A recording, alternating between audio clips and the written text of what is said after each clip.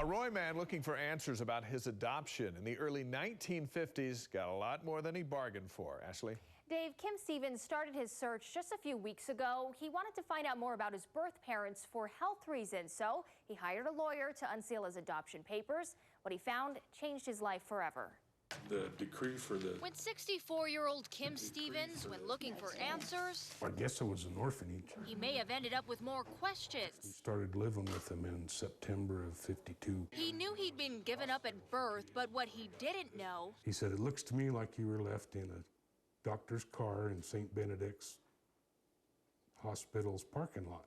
Stevens was abandoned at only a few days old. The newborn almost died after being left in a Clearfield doctor's car on a cold December night in 1951. Guess I understand why I'm kind of an ornery old tough guy.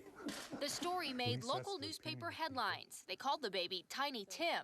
The coverage prompted hundreds of calls from couples wanting to adopt him. I was kind of impressed, especially when I read there was people from Idaho calling wanting to adopt me. I was thinking, well, I could have been a millionaire spud farmer. Eventually, his adopted parents were able to bring him home, but Stevens' wife says it doesn't change the fact that he was abandoned. I thought, how could you do that? You know?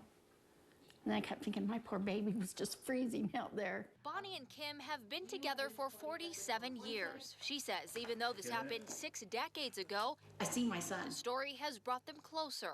To have the pictures of him was the best thing in the world. You know, see a brand new picture of him was just neat. Kim says it's a long shot, but hopes by airing this story, it'll connect him with the family he never knew. Probably worse than winning the lottery if you want to look at it that way, but if my mom seen something and went, I think that's my boy, you know,